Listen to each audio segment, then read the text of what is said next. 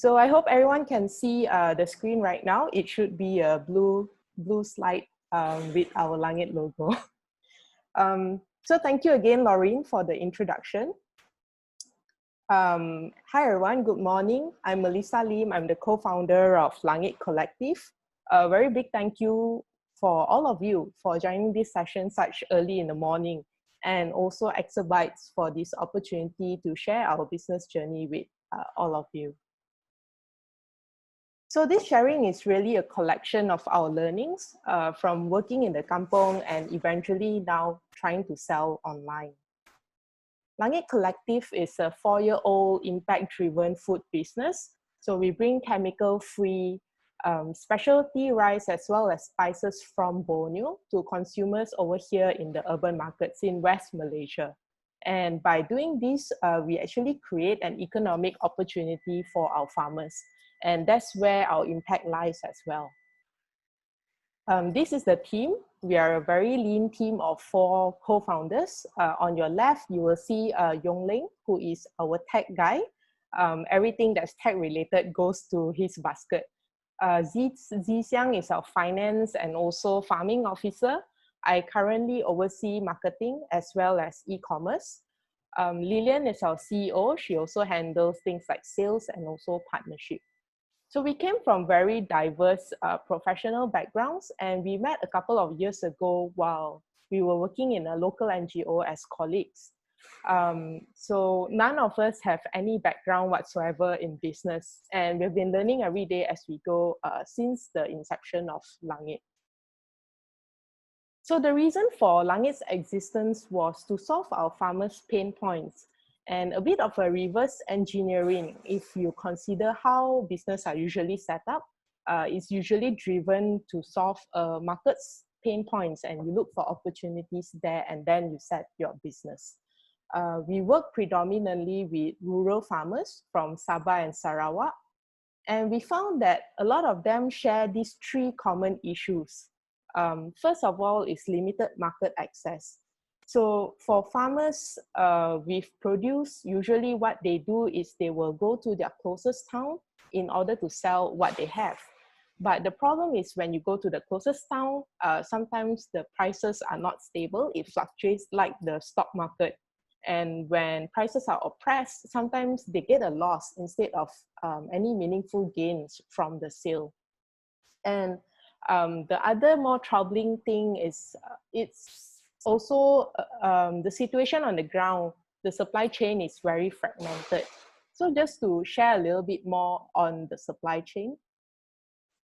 For the unfamiliar, supply chain in rural areas in Borneo can be very extensive and also complicated. So taking an example using our rice products, we collect our rice produce from a village called Long Semado in Sarawak. And in order to transport that to the closest town, it's a 4 hours off-road journey. And once it's in town, it then gets sent over to Kuching, the city of Kuching, before it's prepared and then shipped to KL. So the whole process is expensive and also very inefficient. It can take up to 2 months door to door for our products to arrive from Kampung all the way to KL. And there's also not many supporting industries that we can leverage on. So we don't have solutions like last mile delivery that's available in the more remote areas. This is just to share with you some of the images from our latest procurement season. As you can see, logistics is not a very pretty process upstream, but we leverage on existing local resources to try to make it work. So our rice comes a really long way in order to reach the markets here in KL. So how did we function in a challenging landscape and still manage to sell the goods from Kampung to now using online platforms? So to answer that question, I've segmented the session into 3 parts. First, I'll cover how we build our foundation using baseline data. Second is some of our little experiences of selling online. And I'll close it then with how we combine the use of offline and online data to create a more seamless experience for our customers as well. So in our earlier years as a business, we couldn't even answer simple questions when people ask us things like, so how much rice can you supply? Or how often can you supply rice to us? And because of that, we couldn't grow very effectively. And it was tough because we work in a situation or a community of traditional rice farmers, and things like record keeping and data is not it's not something that they have readily available for us to tap on. So we had no choice but to collect all these informations by ourselves. So our data collection process is a combination of drone mapping as well as a lot of farmers interviews. So with the help of friends with a drone, we actually managed to map out the landscape of our rice farmers, where they work, the field, in just 2 weeks' time. So without this, we would have taken a couple of years walking around the field with just a handheld GPS. So we're very thankful for the advancements of technology. So now that we have a physical map in hand, we could conduct very meaningful interviews with our farmers. So we met with all the farmers who were interested to sell to Langit, and we asked them about their farming practices. We got to know the different rice varieties that they were growing. So just, you know, it's not just white rice, brown rice. There's a lot more varieties that we can find within the farming community. And more importantly, for the business side of things, what sort of volume that they were producing that they are rationing out for selling as well. And so this is what it looked like. Through our data mapping exercise, we also learned about our farmers' potential, because we found out that our farmers were currently only farming 50% of the available farmland, which means that there's a lot of room for growth. And this is also one of the issues that's happening in Kampung, because farmers are getting older and the younger generation basically is not interested in farming. Here's a more zoom-in version on what it looks like. So now we can see individual plots based on farmers' practices and get really detailed information of how they work their farm. So now that we have all this real information that reflects the situation on the ground, we can also create very tailored solutions for our farmers. And for the business, we'll have a clearer go-to-market strategy as well. And this is what it looks like. One of Langit's mission is to help our farmers transition into chemical-free agriculture. So a solution that we have been providing to our community are knowledge workshops. We have been running these annually for the last 3 years. You can look at sort of the workshop titles in the slide. And so having baseline data like this helps us to monitor our growth, our impact, and also we can chart our future path together with the community. Now, this is what it looks like on the market side of things. With real data, we are now able to expand our market reach. We currently have presence in both B2B and also the B2C channels. For B2B, we work very closely with the F&B sector. So people like luxury hotels, the fine dining restaurants, and also cafes. And for B2C channels, we have retail partners, more so in the West Coast right now, as well as e-commerce partners. So that's basically a brief overview of what our offline work sort of entails from Kampung and then to market. So right now we'll move from offline to online. If you've not started selling online, chances are you hear people saying things like, selling online is so easy. I would say that it's easy only if you have young talents working for you and if you have the resources to make it work. So for us, we are not young talents, so we find it very challenging. And selling online is equally challenging to selling offline from our experience. And especially when we are selling a traditional product like rice, it's not the first thing that comes to mind when you want to shop online. But now we are marketing rice as a lifestyle product instead of just another product that you go buy from a grocery store. So I'd like to share with you some of the considerations we made at different points in time as well. So these are the 5 questions that we are continuously asking ourselves at different stages of growth. So in the very beginning, when we were doing everything internally, we were still doing it as a team of 4. So selling online things like taking online orders to packing our products to ensure that they can survive the courier journey, things like customer service and everything that comes in between. And this in parallel with our day-to-day business operations. So when you grow from, say, 30 orders a month to 30 orders a day, it becomes a lot more demanding. So we had no choice but to look for external or complementary solutions that we can weave it into our work. Also, as we grow, there'll also be new costs incurred from all the additional services and so on. So we'll have to decide if we will absorb some of these costs as a company or we pass them on to the consumers. So then again, price will become a factor. So for us, we decided to focus on our own website as the testing ground. So our goal is to get, our goal is to get one channel right before we expand further digitally. And on the operations side of things, we started partnering with a fulfillment center. So we just need to send them our e-commerce orders and they would pack and deliver our products directly to the customers. So although this is an added cost for us, we didn't have to hire someone specifically to do the job. So it removed a lot of our pain points and at a cost that was still affordable to us. So now that we are 2 years in e-commerce, I would say that it makes sense only if you have a scalability plan in your pipeline. So this is also in consideration of all the costs that's involved in running it and at different stages of your growth. So 2 years ago, we created our e-commerce website using Easy Store. Prior to that, we have always had a website, but it was really just a digital brochure in the e-commerce sort of definition, where it's just a pretty site you go, it has a lot of information. So in our first year online sales, it was terrible. It was less than 2,000 ringgit in total. But as of May, which is last month, it generated 50% of our company's revenue.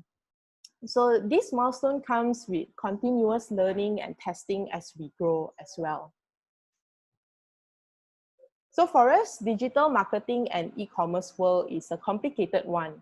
But we chose to focus on these 3 biggest questions and find ways on how we can better understand our online buyers and continue to create value for them.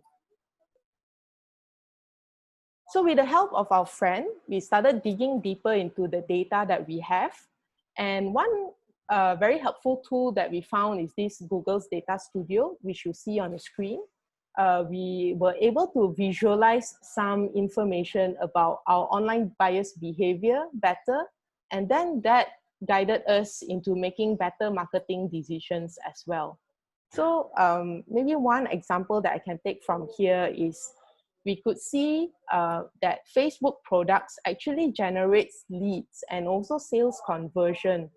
And it was something that we didn't consider in the past.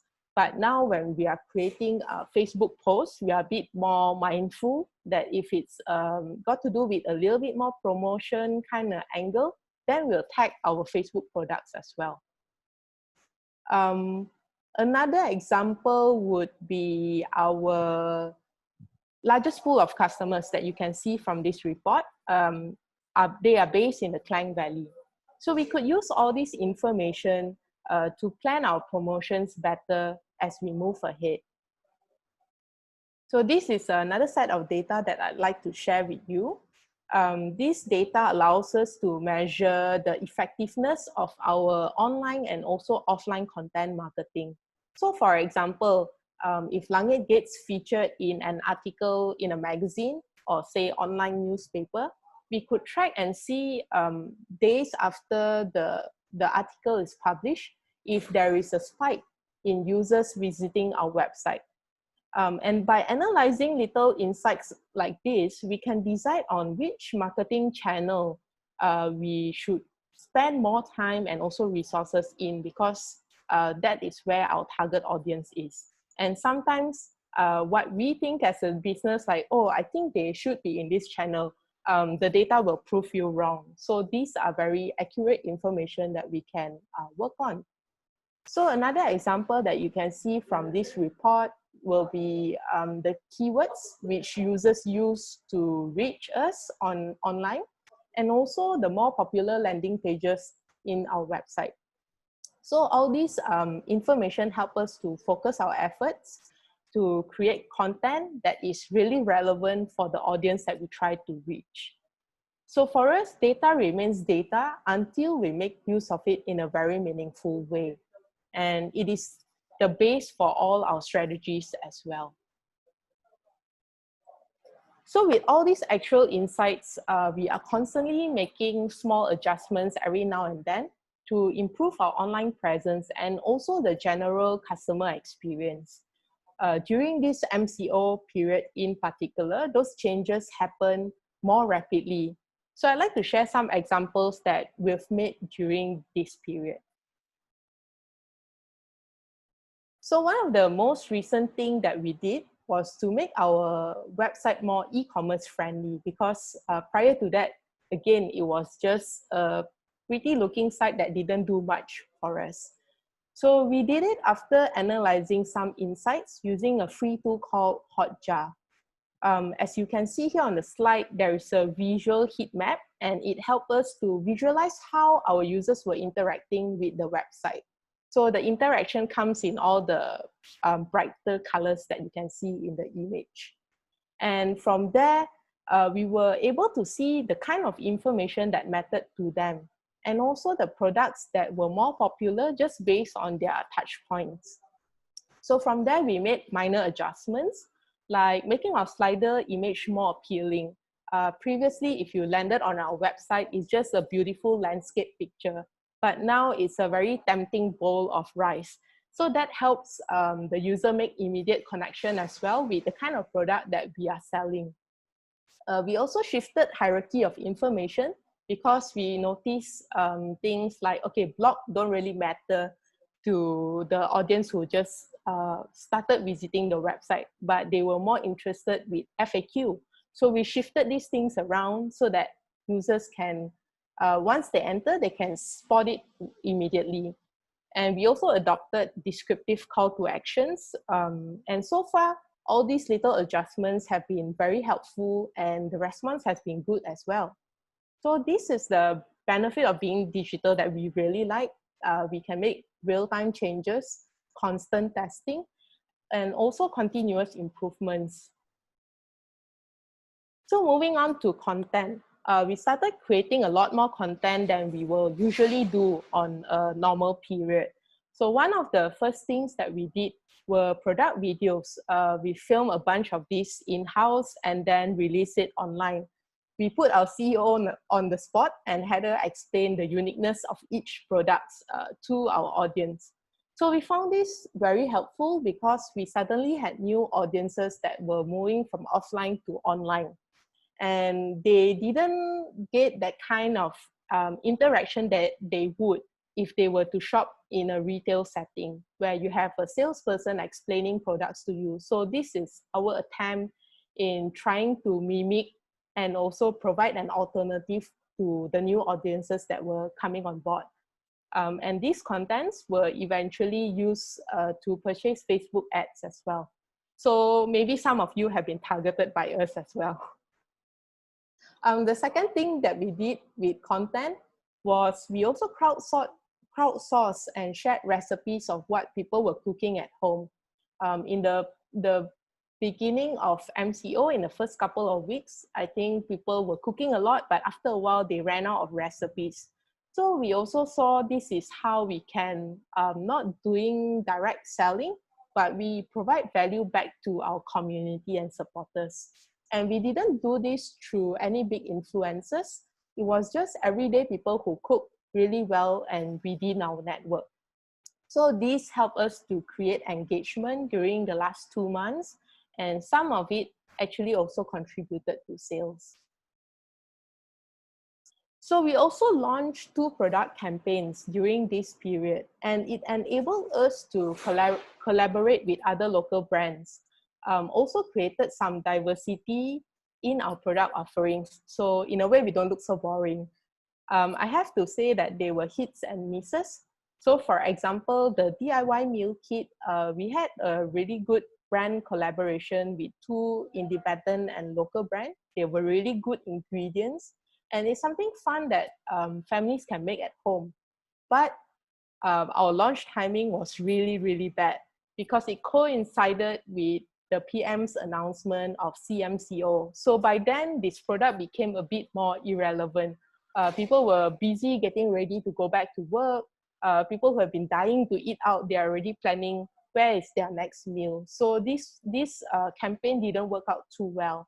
Another campaign that we did was rice subscription. This one, we had more positive response, and we also saw an increase in our repeat buyers purchases. So that was a good win for us. We also tried out some marketing tactics this round. So we did things like offering free gifts, and also we did like a mystery gift thing that our buyers can stand a chance to win. So these were again possible because of collaboration with partners within our network. So from these experiences, we learn to monitor and also consider the sentiments of our audience, especially in times like this when the market is still very volatile and things changes every 2 weeks or every 3 weeks. So we really just need to be listening close enough. And so the MCO has really escalated our learning in the e-commerce and also the digital marketing space. So what's next for us? These are the 3 areas that we are looking to explore further into our e-commerce journey. High on our list is subscription packages for our audience, because the value of convenience, I think that is really unbeatable right now. And so we are still in the process of fine-tuning our offerings, but you can expect to see this real soon from us. The second item that we are looking to explore is product bundling, just because it's a fun way to collaborate with brands as well. And by doing this, we can also create greater visibility for the brand, as well as creating more value for our customers. And the third is a little bit distant at this point, but it's something that we want to pursue, which would be selling beyond Malaysia through e-commerce. So this would be a low barrier of entry for us into a foreign market. And we would also love to learn from those who have more experience in this area. So definitely an exciting stage for us next.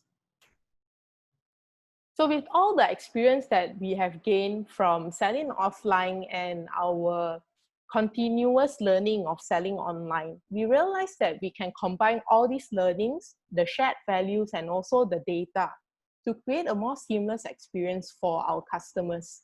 So here's a little preview to what's coming next from Langit.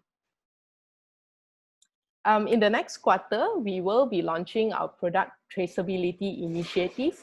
So with a simple scan of a QR code at the back of our product, we can bring our consumers to an online platform for them to learn a little bit more about what goes on behind the product. So things like farmer story, why is our product healthy? So things like nutritional facts and other articles that we can slot in, as well as just story of origin, stories from the land.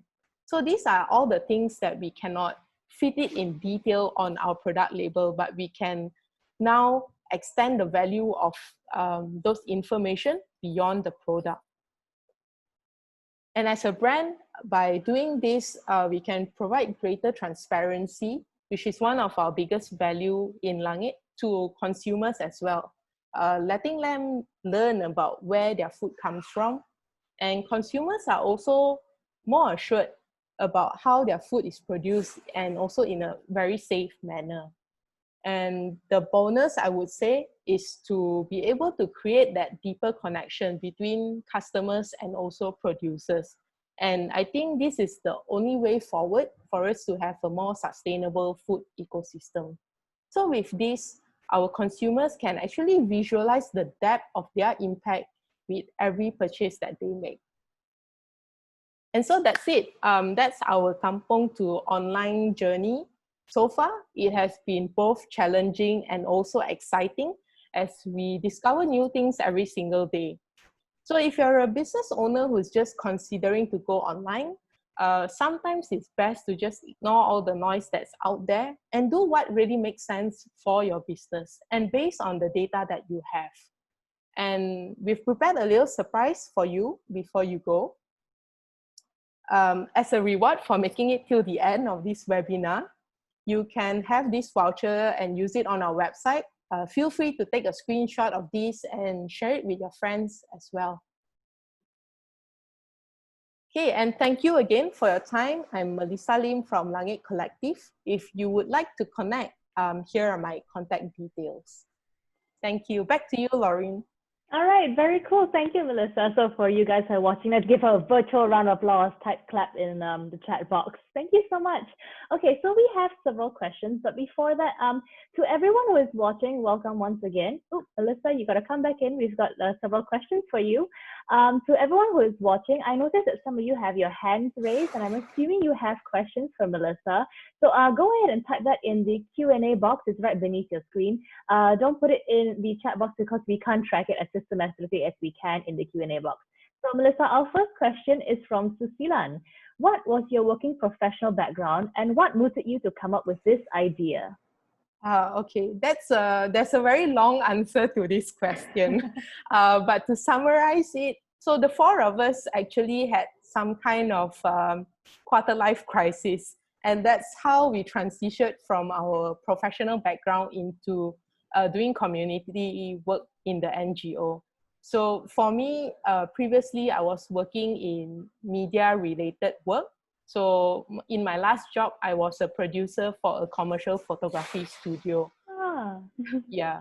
And the three others, one was a chiropractor, one was in design, and another he was in actuary. He was an actuary. Yeah. That is so cool. Okay. So our next question is, how do you chance upon the Lawas village? Okay, so this one, so this happened when we were still working with the NGO. We were spending a lot of time in this highlands area in Lawas, to the point where we became family with some of the villagers.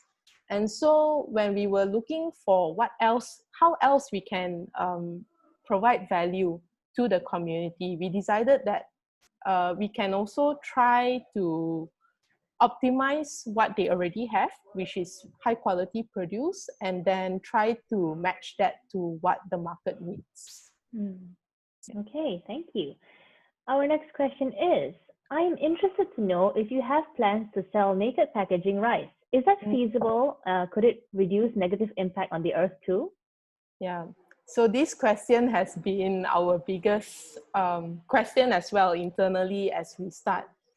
We all recognize the impact of using plastics, but as of now, we can't find a better solution aside from using vacuum pack packaging. So the reason for this is because we try to keep our rice as natural as possible.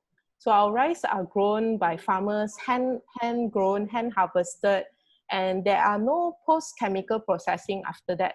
So in the more common terms, there are no preservatives of sorts. And because of that, you will find those black bugs, which is beetles that grow really, really fast. And if we do not have a solution where we can suck out all the air from the packaging, then those bugs will thrive. So as of today, right now, it's still vacuum packaging that is best. So we are also learning, and if anyone out there has seen solutions that work and don't cause a bomb, please let us know as well. All right, cool. So you guys know how to contact Melissa. Our next one is from Farhan. Hi, Melissa. Perhaps you can share on how you strategize your marketing strategy based on data that you have. Using Google Studio, how are you able to reflect it into the market? So I would say that in terms of using the data that we have, we are still quite new in translating them into actions, because we only started doing this sometime late last year. But so for instance, some of the things that we did was we found landing pages that were doing better in terms of ranking. So we try to create new information or put in new value in those those landing pages as well. Another thing that we did were for like ads targeting. So now that we know most of our customers are from certain areas, so we can also utilize those information and translate that into more targeted ads by location. Or for instance, if we want to do more offline sort of interaction with customers, then we can also choose these locations where we know there are higher chances of our audiences being there. So we're still learning as we go, but we try to make sense of what matters to our current situation and based on the capacity of the team, and then we try to create value to the audience as well. Right. Okay, thank you. Our next question is from Ronald. Hi, Melissa. Is Langit considered other farm product categories? Hi, Ronald. So we have considered, but as of now, I think our capacity is still very small, and we have not really created the impact that we want to see with the farming villages. So for example, we currently work in Long Semado Valley, which is a cluster of 7 villages. And we only work with maybe 10-20% of the farmers right now, because we are growing demand as we grow supply. So until we can optimize our value as a company to the farmers in Long Semado, then we can start thinking about creating impact in other categories as well. Okay, thank you. Ronald, I hope that answers your question as to how whether Langit has considered other farming product categories. Our next one is from Cecilian again. Is this a sustainable business? The golden question. We are trying to achieve sustainability, and I think we will get there pretty soon. So when we look at our products right now, we are very product driven. And because of that, it has to be a volume game. So aside from doing volume, we are looking to do more added value products, and that's where we are looking for collaborators to see how else we can transform the forms of these products into not just a raw rice or raw spice. So we are still learning as we go. And yes, more collaborations if anyone is interested out there. All right. Our next question is, how do you manage your logistic costs in terms of shipping, warehousing, and all that? Yeah. So for logistics costs right now, so all our costs is translated in the final product of final rice product. And that is why you will see our products on average are slightly higher than what the market is selling. And this reflects all the true costs that comes with the product. So when you talk about true costs, you always hear this conversation within the fashion industry, but not many people think about it in terms of food. Like, why are food so cheap? You know, it means that somewhere in the supply chain, someone is being oppressed. And so for us, we try to be as fair as possible across the supply chain, and that translates to the final product and the final price on the market's end. I think that's absolutely lovely. All right. Our next one is from Cecilian again. Cecilian's on a roll here. What is the equity royalty the villagers get, or do they get any? Yeah. So we don't do equity model, but what we practice with our farmers is we do a fair pricing model. So every time when it's procurement season or before procurement season, we will sit down with the villagers and ask them, okay, what is the price for the rice that we are selling for this year, and we reached this price with mutual agreement, and based on that, it will be fixed for the whole year, so there's no fluctuation of prices. So villagers and farmers can be rest assured that they are getting their worth, basically. And when it comes to percentages, when you purchase say a brick of rice out there, at least 30 to 35% of the retail cost has been paid upfront to the farmers. So we bear that cost first, and then everything else, the other 60+% is marketing costs, logistics costs, retailers margin, and all that. So that portion for farmers is always fixed first, and then we stack up the costs as we go. All right, fantastic. Our next one is from Natalie. I might have this info if you mentioned it earlier, but how do the farmers benefit or earn from this Langit Collective? I think you just answered that, but if you'd like to add on, that would be great. And her second part of the question is, also, if the rice is harvested and sourced from Sabah and Sarawak, why do the citizens of Sabah and Sarawak have to pay more to receive the rice that was harvested in their backyard? So I think the first part of the question has been answered. And for the second part, I'm not too sure about the paying more part. So what happens with Sabah and Sarawak is you can still find a lot of people, villagers, I would say, who still farm their indigenous rice. And you can get this rice very easily from the closest town or the pasar or their tamu. So the reason why we are doing what we are doing is we realize the community that we work with, they are considered pretty remote, and they don't have enough assistance to make this work for them in terms of economic opportunities. And so that is where we felt that we could step in and provide value. And this value, if it works, it will be something that is more sustainable. Okay. Our next question comes from Helen. Now, Helen would like to know about the food safety. How do you convince the buyer? Can you share with us? Thanks, Helen, for the question. So in regards to food safety, it's also a challenge for us because right now it's a lot of narrative. So we do a lot of awareness and education through narration. We are planning to move ahead and go towards organic certification, but that would take a long time for us. And working with a large community of farmers, it will be challenging. So that is why we came up with the Traceability initiative. And right now we are onboarding only farmers who do not use chemicals in their practices. So things like no weedicide, no pesticides. And we know this because we work in the ground and we audit our farmers. So unlike, say, a regular business who just procure from a representative from the community. So we are very invested in the community. We walk the ground, and that's how we can be very certain when we tell our consumers as well. Okay.